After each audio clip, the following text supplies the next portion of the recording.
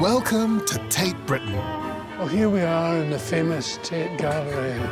In this series, we've been given unique access to some of the nation's most loved paintings. I do love it. I think you've got great taste. Do I? Mainly because I share it. I'm Gus Casely-Hayford, art curator and cultural historian. Isn't this just magnificent? And I'd like to invite you into scenes of some of the most extraordinary paintings and remarkable landscapes. Oh my God, it's the same. All in the company of some very talented men and women. Part of me does go like, I could have done that. We'll walk in the shadows of these great artists, Put your hands behind your back, it gives you more authority. rediscovering their secrets and inspirations. I'm changing my mind about this painting now.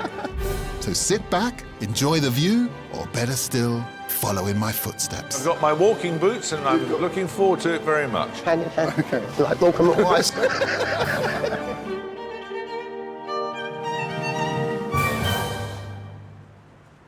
Today, we're going to explore the work of one of Britain's greatest artists, Stanley Spencer. Stanley Spencer. It might surprise you to know that this unassuming man, standing just over 5 foot, is a giant in the history of British art. His work may have been dismissed by some as naive, but his biblical scenes set amongst ordinary village life are part of a collection of staggering masterpieces. And it's my belief that these humble scenes are just as powerful as the masters of religious mural painting, Da Vinci and Michelangelo. Infusing the everyday with the divine and elevating the working man to the status of gods, Stanley's work is funny, irreverent and profound. And someone who loves Stanley just as much as I do is one of the world's greatest comedians, Billy Connolly. I know that you draw and you paint yourself. I don't paint much, I draw, well, after a fashion. I can't really draw. You know, I couldn't draw you.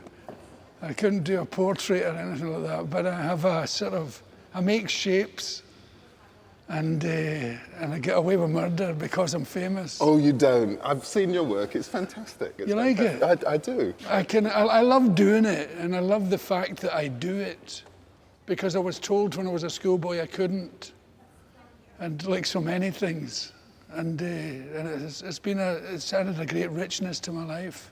The thing I love about this room is it's full of artists who are in a period who were told you can't do it in that sort of way, and they all broke the rules. And for me, this painting here it's one of the greatest paintings, I think, of the 20th century. Stanley Spencer, Cookham Resurrection. And just the sheer scale of it. Takes my breath away. Painted in the aftermath of the First World War, this epic painting, set in the graveyard of his local church, sees villagers, his loved ones, and even Stanley himself rising from the dead. How was it received at the time? You see it in the context of other work that was made in the period, and it is utterly different. And there are lots of people who thought, I'm not so sure about this. Because I find it radical today. It definitely created a stir. And I think he knew exactly what he was doing, because some people see him as being a little bit simple, but he knew exactly what he was doing. God, it's remarkable, isn't it? Yeah, and I think it's meant to slightly intimidate you. It's meant to speak to all of our memories about religious painting. Yeah. You're meant to be in awe. But it's a painting in a way which isn't about gods, it's not about other people, it's about you and I. These are the ordinary people of Cookham, which is the place where Stanley Spencer grew up. That's what I like most about his work. The fact that he's included all his friends and his family and his village people. Exactly, exactly. So it's all the people that he loved that sort of, they're given the sort of status that he felt they deserved as gods on the day of resurrection. And on this side, lots of images of Stanley. You can see him coming up out of the grave, and he's following this chap. And this is the man who taught him swimming. And it's just Oh, tiny little vignettes from his Yeah. life that he wants to capture and make you realise that these things were important, critical. They're of huge informing. importance. Yes, yeah. There's a lovely bit in the church where they're trying for sort of spiritual bliss. The grocer, he mentions the grocer writhing on the ground, becoming more intensely a grocer. I love that, you know, that what you are is important. Never mind striving to be an angel. Yes, yes, Be a great grocer. yeah. He was really onto something there. It's so un-British. But it's his love of the ordinary, to make the ordinary extraordinary, I think is a great feat. But I think the way in which to really get a sense of how this resonated is to go there, go to Cookham and go to the scene of this painting, because it is almost exactly as he painted it. Cookham, Berkshire. Stanley was besotted with the place and made it home for most of his life. Cut off from the world by a field, a bridge, and a river, to a stranger's eye, it's completely unassuming. Yet Stanley's footprints are all over this village, and his views are everywhere. This is the place that Stanley described as his village in heaven. So this is Cookham, which is Stanley's world. For our first walk, we're going to explore the places that form the backdrop to Stanley's childhood. His former church, now a gallery, with the world's largest displayed collection of his paintings. Past his childhood home, lovingly immortalised in dozens of his pictures, and ending at Holy Trinity Church, the scene of Resurrection Cookham. This is where he grows up and he feels that sense of community which empowers him for the rest of his life. I mean, just in these few streets is everything that he feels that he needs.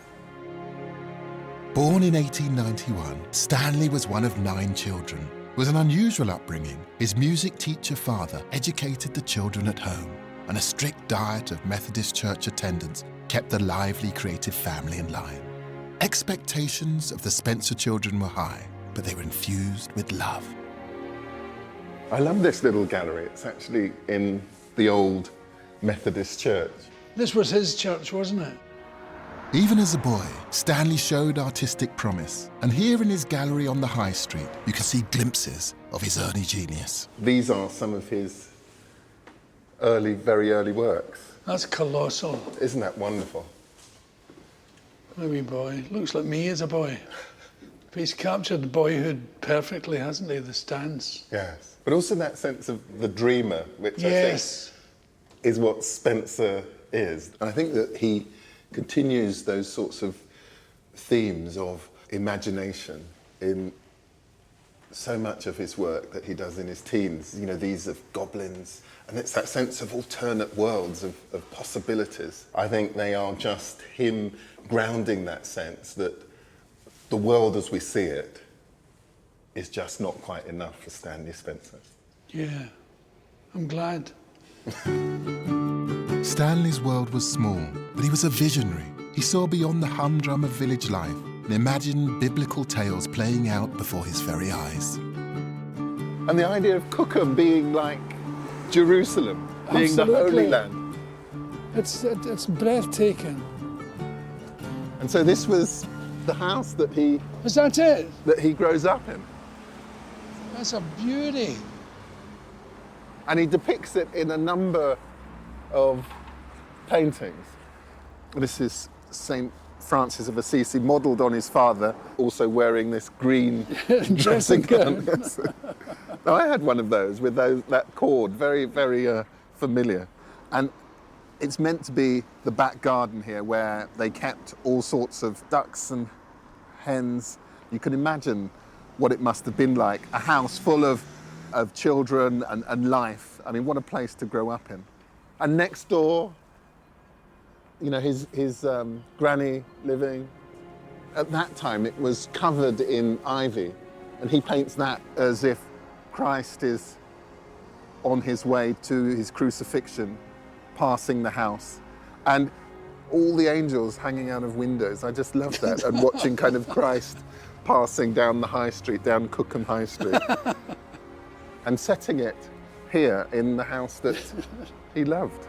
And from here you can see the edge of the village, and it's the idea of, you know, just it being just this tiny community, but somehow this being the centre of the And world. he loved its tininess. And he regarded the outskirts of the village as like outer Mongolia. You know? And I love that side of him. He reduces everything to him. But it's lovely to think of him working in there. It's astonishing to think that this tiny village could offer so much artistic possibility. Stanley was prolific and created over 400 paintings in his lifetime. He was often seen carting around his paints and easel in his rickety old pram. So this is it. The graveyard at Holy Trinity Church, Cookham. The end of our walk and the scene of that epic Tate painting. And look at that. I mean, it's much as he depicted it, other than the river, which was just over in that left-hand corner, and these yew trees have grown up. At first glance, this might appear ghoulish, but look closer. Couples lovingly embrace and dote on one another. I mean, death isn't something to be scared of in his eyes, because people are looking at their gravestones. They're not scared of death. It's not something they're terrified by, that they recognise that this is them transcending and going on to something else. And in the very distance, the sky has gone this wonderful sort of orangey, and it's a dawn. It's not dusk. It's not the end. It's like the beginning. The people crossing the river are going. God, on he to was a possibility. complicated guy, wasn't he? For Stanley, this place was paradise. But war and life outside of Cookham were about to change his art forever.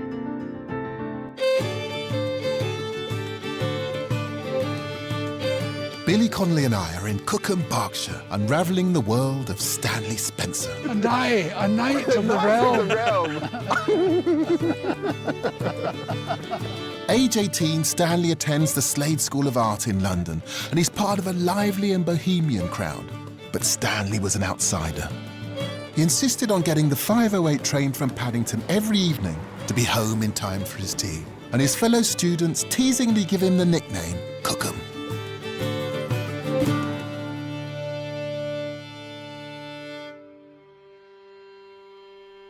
In 1914, aged just 23, Stanley paints this remarkable self-portrait.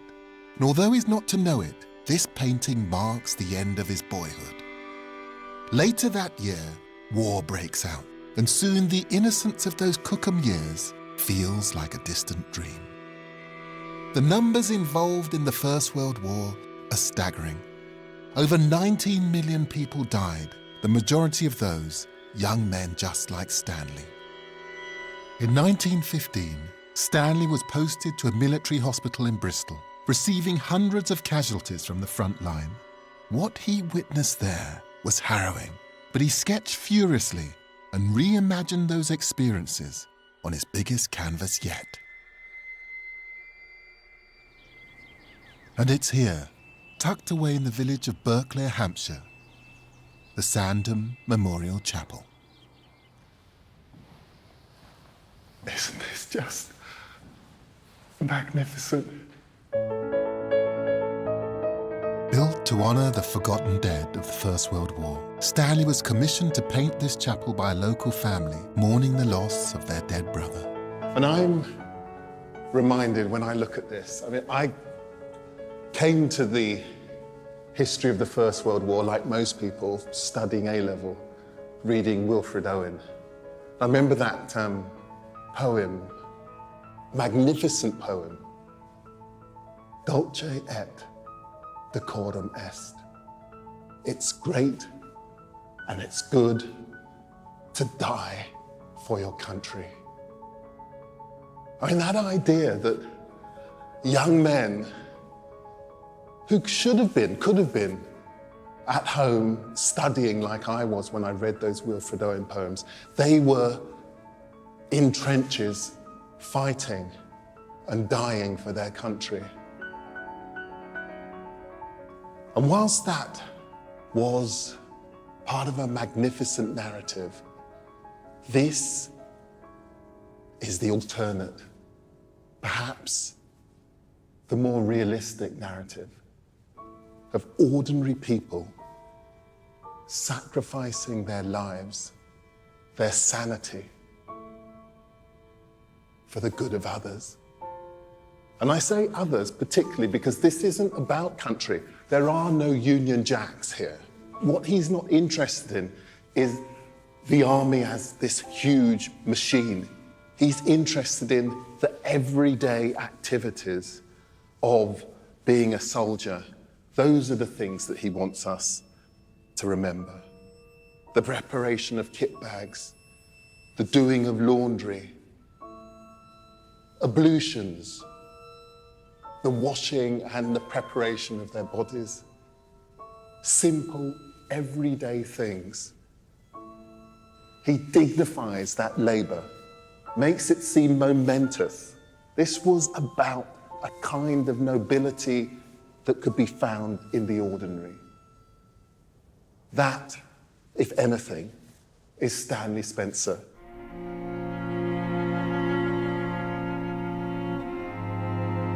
In 1916, Stanley leaves for Macedonia. It was here that he witnessed the front line firsthand. And there's no doubt that these 19 canvases, which took more than 6 years to complete, served as a form of catharsis. Stanley said later, "I buried so many people and saw so many dead bodies that I felt death could not be an end to everything." What I love about this is it is about the horrors of war, but it's also about how people survived, about the kinship, the solidarity, the connections between people.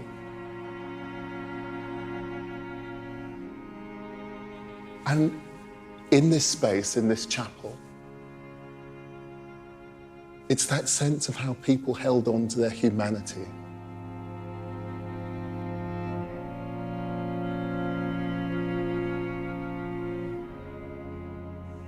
And this isn't about the unknown soldier. This isn't about endless death. This is about discrete individuals, of how each and every one of them mattered. They are all, every single one of them, resurrected, worthy, their sacrifice respected. This may be a hillside in Macedonia, but beyond, as they rise from where they fell, beyond, their home, they're in heaven.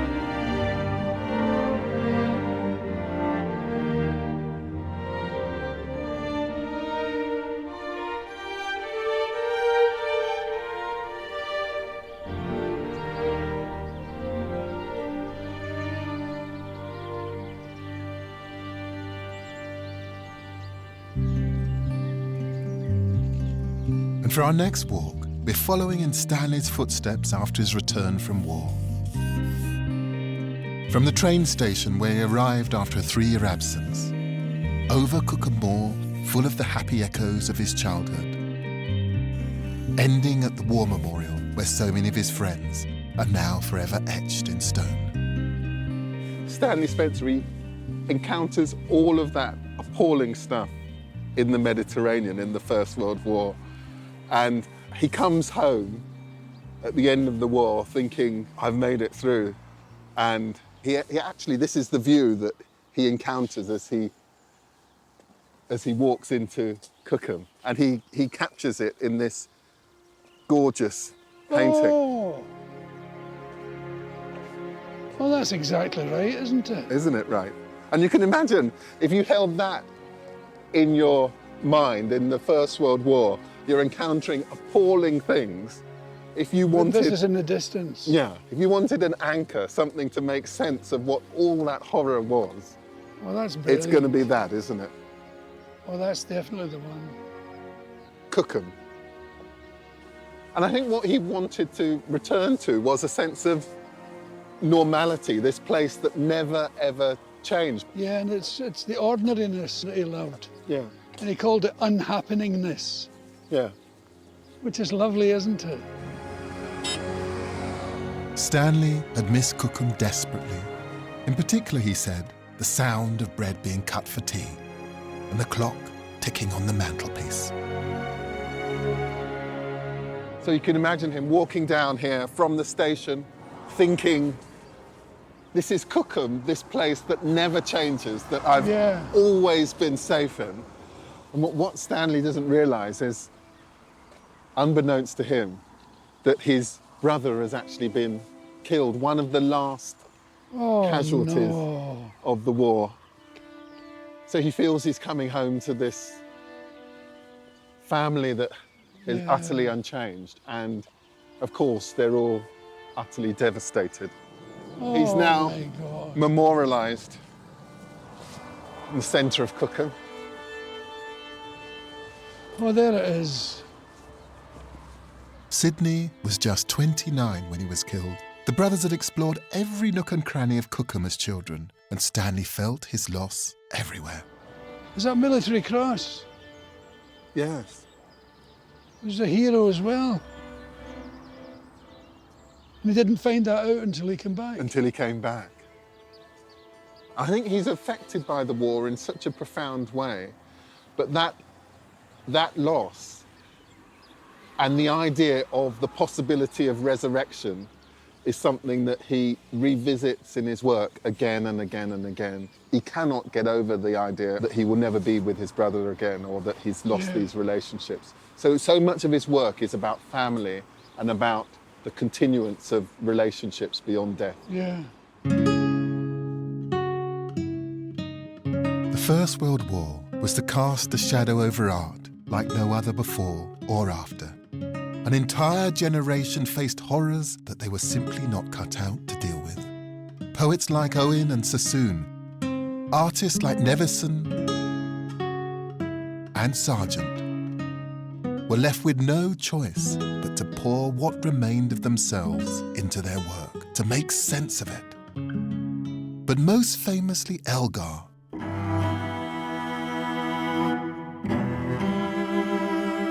who wrote his cello concerto in E minor as a memorial to all of that waste.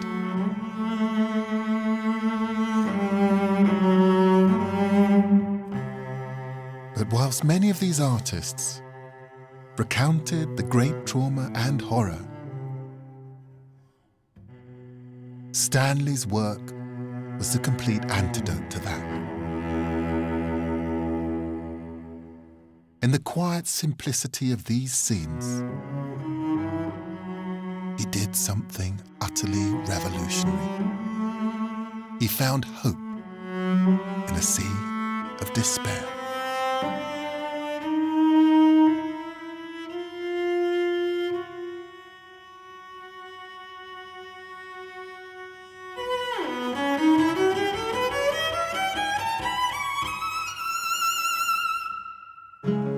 Billy Connolly and I are following in the footsteps of one of his greatest heroes, Stanley Spencer. It's the thing I find most appealing about his work, is the inclusion of the small guy in everything.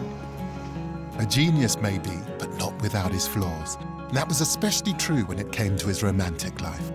Our next walk is going to set the scene for his complicated relationships with women. Beginning on the banks of the River Thames in Cookham, where Stanley used to enjoy a morning dip, winding our way towards the Ferry Hotel, the scene of dinner on the hotel lawn, the painting that features his many lovers.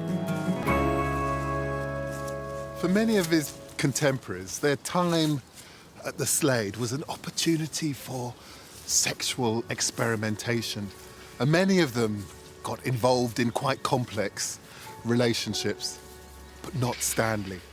In fact, Stanley, he remained a virgin until into his 30s. But when he did have sex, he made up for lost time. Aged 32, Stanley met Hilda Carline, part of a bohemian family from London's Hampstead, and an artist herself. It was a meeting of minds and a sexual awakening for Stanley. I think you see that in his paintings, of them in an innocent way, embracing the idea of sex just being something which is utterly natural. It's a kind of something that we're blessed. Which it is. Yes. But it's funny, a man who's been to war and all that, Yes. being amazed at sex and its effect on him. Yes, yes, yes, So there's a great innocence about it. yes. 3 years later, Stanley and Hilda married, and their daughters Unity and Shirin soon followed. For a moment, it was a period of domestic bliss. In those paintings of Hilda, it's not kind of sex and kind of lust. It's about love, a kind of adoration that she's the mother of his children. In a way, she's also his mother. She nurtures and she adores him. And she gives him all of the things that he needs, you know, creating a home and a family. Yeah. But he gets to a certain stage in his life when I think that a lot of men go through this, and it's perhaps a midlife crisis or something, Yeah. when he suddenly thinks maybe Hilda and this sort of mothering type of love isn't enough, that he wants a bit of, you know, sex and fire and excitement. And his passions are raised by this woman, Patricia, who is very different kind of woman. Stanley had met artist Patricia Priest in a local cafe where she worked. And in private sittings and walks together, their friendship intensified. In this painting, Separating Fighting Swans, one of Stanley's first pictures of her, is in the throes of complete infatuation. But what he doesn't factor in is that Patricia is actually gay. And so That's a bizarre choice, isn't it? Didn't he notice? he thought, you know what love's like. You think, oh well, we'll find a way We'll around get that. there. Patricia was living with her lover, Dorothy Hepworth, both penniless artists who could see the potential of Stanley's art world connections. Patricia enticed and excited Stanley in a way that Hilda simply couldn't.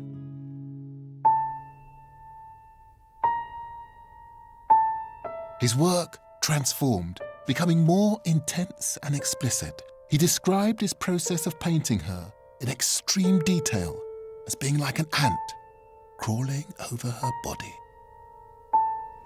And I guess, you know, a lot of men, they get to sort of middle age and they're sort of tempted by the alternatives. Yes. It happened to me, but I didn't notice until it was over. I read in the paper that I'd had a midlife crisis, but I didn't notice it. It said Billy Connolly, who's over his midlife crisis.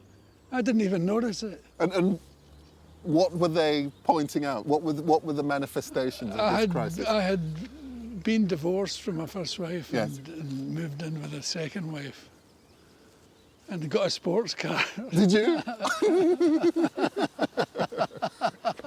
A red one. Did you? Oh, well, it's got to be done. It's got to be done.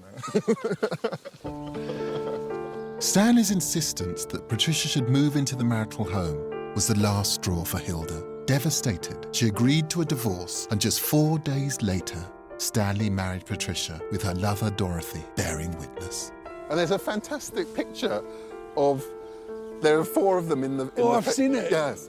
And When he's got the floppy hat. yes, and the lover is kind of standing, looking across at sort of really annoyed. Oh dear. But, you know, love will make fools of us all, I guess. The relationship was short-lived. The couple never even lived together. And if there was ever a painting that was an ode to regret, might it be this? Double nude. The scene is miserable, fraught with tension. The uncooked meat, a symbol that the marriage was never consummated. It's a shocking image for you or I, but even more so for the Spencer family, who very rarely allow it to be shown. Stanley was persuaded to sign over the deeds to his home, and within 2 years he was living alone in a bedsit, forced to paint landscapes he called potboilers to make ends meet. Despite all of this, Stanley and Hilda remained friends, but the breakdown of the relationship was to haunt him for the rest of his life. Cookham, however, continued to offer romantic possibilities for Stanley. The end of our walk at Cookham Bridge, which forms the backdrop to a number of his paintings. This is the final point. This is where he paints this glorious picture of a dinner party on the lawn, which is set just right down here on the banks of the Thames. Stanley's next relationship was slightly more successful. This is Daphne Carton, a married woman with whom he embarks on a passionate affair. And she features here in this painting, Dinner on the Hotel Lawn, just outside the Ferry Hotel in Cookham. It's so interesting, it's all women, and this is his new love, Daphne, who's a huge, strapping woman. And you can imagine Stanley, this tiny little guy, and she's looking across at Patricia, one shooting daggers at the other. And it's just wonderful, this idea of these two women, rivals for Stanley's affections. I think Stanley can be a bit of a nuisance. A troublemaker.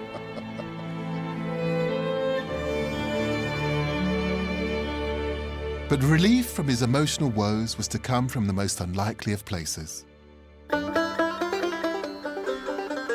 The outbreak of the Second World War was to offer some distraction. In 1940, Stanley was sent to Scotland by the Ministry of Defence. And the Imperial War Museum in London houses his Shipbuilding on the Clyde series, a vast canvas in tribute to the skill of working men. Oh, look at this. Look at this. For Billy, who was once a welder in the very same dockyards that Spencer painted, this work has particular poignancy. That's extraordinary, the light he's got from the welding there. It's so accurate. Stanley moved to Glasgow and dedicated himself completely to the project, sketching furiously on long rolls of toilet paper, which he transferred into sketchbooks, and those working drawings been taken out of the archive just for us. In my mind, I think Spencer's drawings are utterly exquisite, and we've got special access.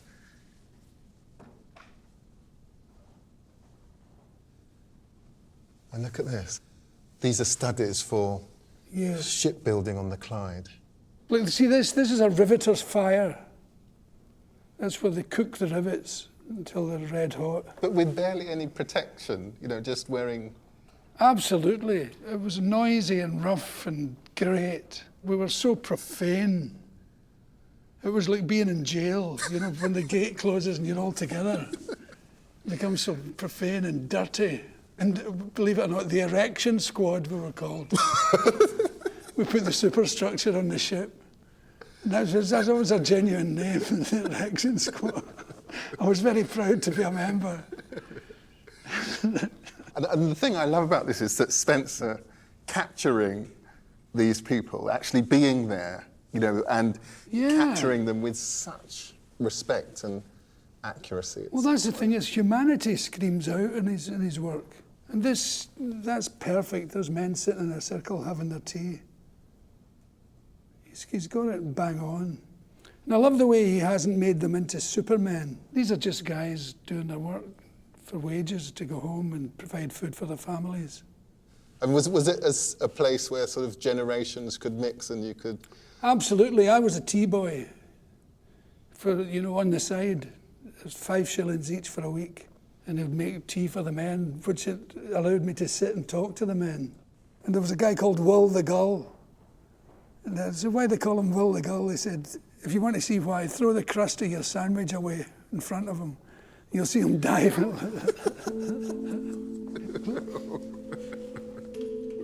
He cut a quirky figure in amongst the grit and bravado of the men. But Spencer included himself in the scene. He saw himself as part of the throng, rather than the detached observer. This is a self-portrait. He'd use himself as a model. I think that's one of the things I love about him, is just the economy of line, just one or two beautifully considered lines, and he can... Yeah, that's a fantastic bit of drawing, isn't it? So what do you think the chaps who worked in shipbuilding, what would they have made of Stanley Spencer, this tiny little guy who was working right amongst them? They would have loved him. They would have mercilessly taken the piss. But that's just part of the gig. So looking at these pictures, it's evocative of something that still means something to you? It still means something to me. And since I got the knighthood, a lot of people have said to me, "My, you've come a long way." Well, it doesn't feel like a long way to me, because part of me is still there. And it's a very strong and big part of me that's still there. I'm a working man, put in a good day's work for a good day's pay. And I've often considered myself a welder who got away with it. I love being part of it. I was very proud of it. I still am.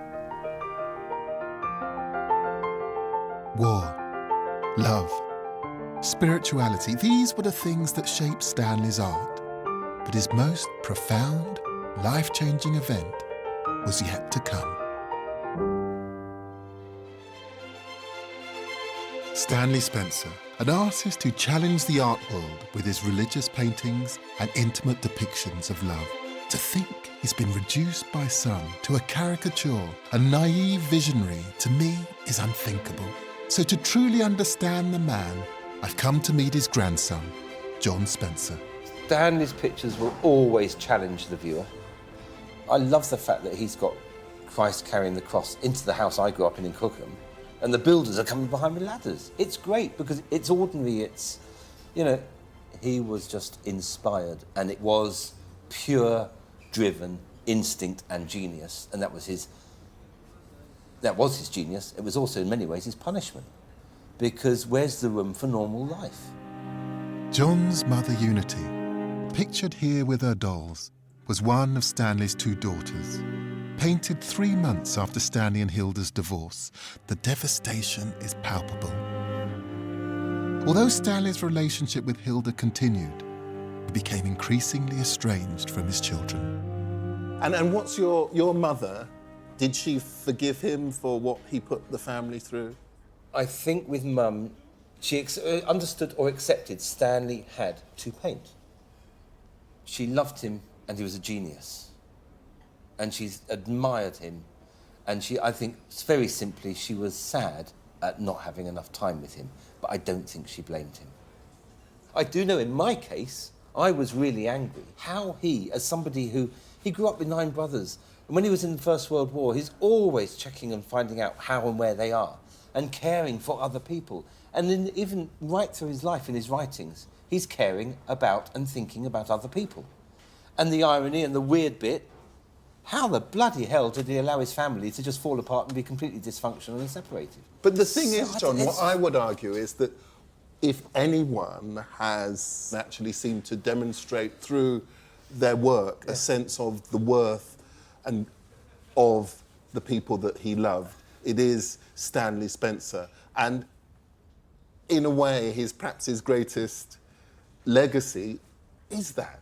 And so it's an irony, isn't it, you feel as you do? It's the tragedy and the failing of, and the sadness that the daughters and Hilda, the first wife, didn't have that family connection with their father. I just find it strange. How can somebody who's so thoughtful and considered be so dysfunctional as a family man, basically?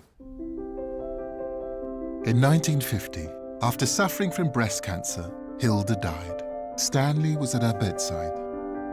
Devastated, he threw himself into his work and painted love letters. Stanley had at last realised the integral role that Hilda played in his life. And back at the Stanley Spencer Gallery, I want to show Billy what I believe to be one of the most poignant images of their marriage. This I love. Isn't it wonderful? Just searching for clothes, but he's made it really positive that you can see her position in the family, can't you? And just them being so at ease with each other. Yeah. Her sort of tripping over him and them, but it being a thing of love. Yeah. I love that, the touchy-feeliness of that. And family is important to you? Oh, yeah. There's nothing else, really.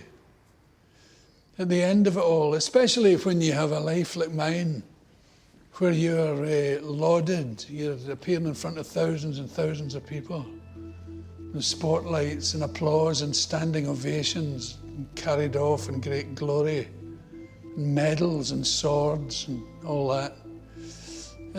When you're alone, it dawns on you that it's nothing. That all there is really is love and friendship. There's very little else. Everything else is soluble. That's a happy picture.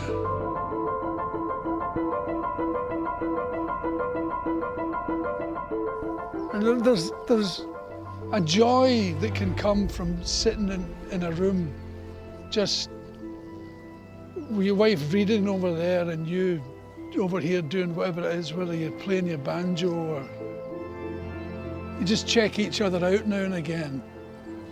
Just a little click, I belong to you and you belong to me. Oh. You're lucky enough to have had a taste of the rest. And they're okay, but they're not it.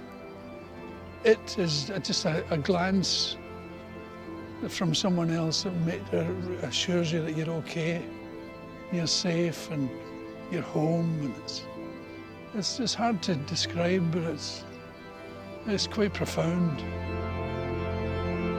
In 1959, Stanley died.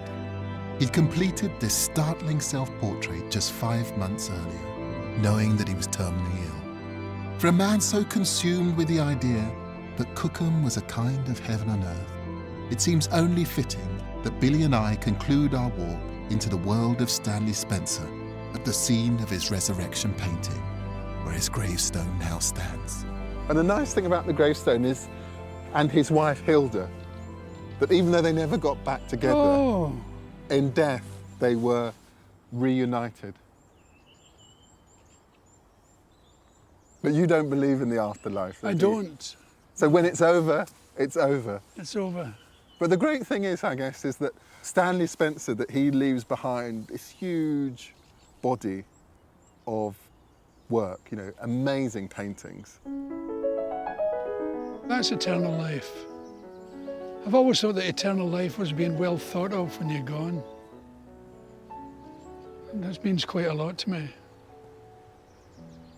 I think that's all there is, but I think that's plenty. Stanley Spencer, the flawed genius of British art. A man who allowed us to consider the possibility of a spiritual encounter in the everyday, to find hope in the desolation of war, to see God in the small things. But in the end, perhaps his greatest gift is the redeeming power of love. Strong stuff, love. Strong stuff.